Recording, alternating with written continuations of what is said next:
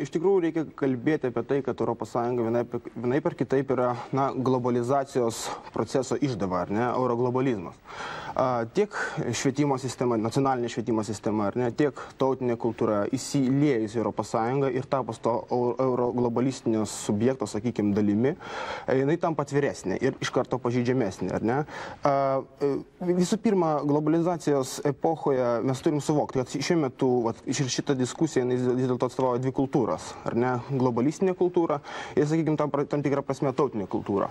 Mes kalbame apie tautinės mokyklos, tautinės valstybės išsaugojimą, ar ne, o žmonės kalba apie, sakykime, taip, atsiveriančias galimybės, ar ne.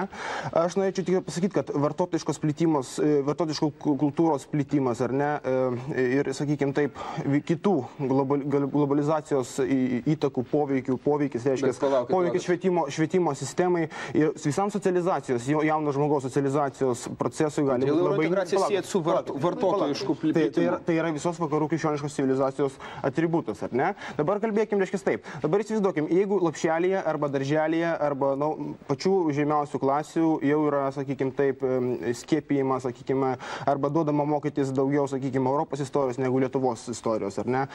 Ypač, sakykime, dabartiniu metu, kai yra pristatomas spalvinimo knygelės Europos Sąjungos, sakykime, tam tikrais simboliais, ar ne? Tai greitų laikų galbūt jaunas žmogus pamirš, sakykime, taip, savo istoriją, pradės domėtis daugiau Europos istoriją. Dabar paskutinis teiginys ir mano argumentas, reiškia, kalbant apie Europos Sąjungos vertybinį neutralumą.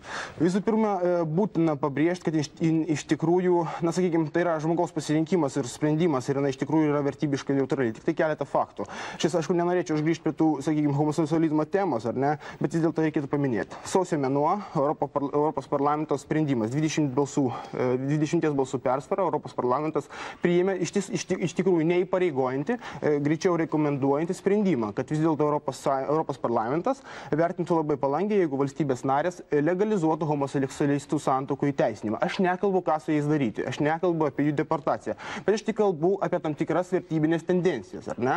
Ir kai mes išsiaiškinam šitas vertybinės tendencijas, ar ne, mes galim tada rinktis. Pagal sociologinės apklausas Lietuva yra viena iš homofobiškiausių visuomenių visoje Europoje. Tai yra čia klausimas, vėlgi klausimas, ar tai yra blogai, ar tai yra Lietuvos teisė apsispręsti, ką daryti su gėjais, leisti ieškoti ar ne. Aš apie tai kalbu, bet tai vis dėlto tendencijos. Klausimas, tai yra tendencijos.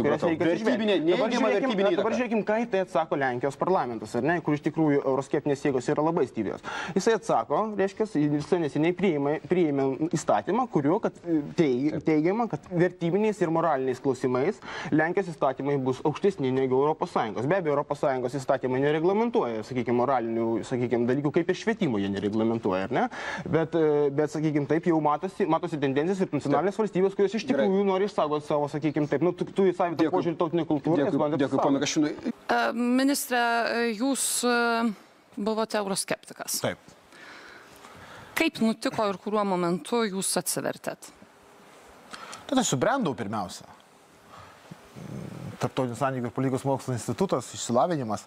Žinot, jeigu taip kalbėti apie savo santykių su Europos integracija kaip tokia, nes aš ir disertaciją rašiau Europos integracijos klausimais daugiau su išorinių, tą santykių dimensiją, bet vėlgi, net ir dabar, kai aš jau tikrai aiškiai sakau, kad Europos integracija čia mūsų tas civilizacinis, kultūrinis atsisprendimas būti vakarais, neslėpsiu, man NATO ir dabar yra svarbesnė organizacija, nes tai yra mokėtojų saugumo pamatas, bet aišku, ES savotiškai ta integracija ir atvėrė mums dar ir kelią ir į NATO, tokius 2 bilietus iškart gavom.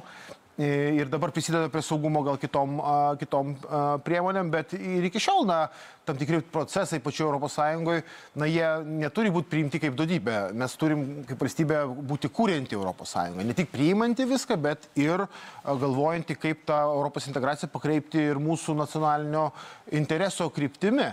Todėl, jeigu jūs manęs paklaustumėte, ar aš esu Europos federalistas šiandien, ne, aš nesu Europos federalistas, nes manau, kad federacija, jeigu, kalbėtume kažkokią politinę sąjungą, gynybinę sąjungą, kurios galbūt dabar reikėtų, bet aš sakyčiau, viena esminė sąlyga būtų, jinai negali būti priešstata Jungtinėm Amerikos valstijom, nes Europa be Amerikos nėra saugi Europa, ar ne? Ir ne visi su manim sutiktų vakarų Europoje, kad jie tokios transatlantinės Europos šalininkais jie galėtų būti kaip aš.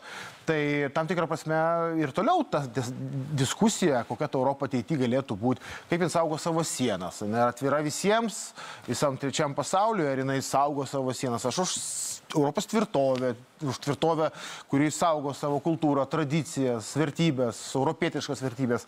Tai jisai yra toksai, pasikeitęs iš esmės, bet ir toliau, vadovausiu požiūrį, kad mes dabar jau esam kūrintis pačią Europą.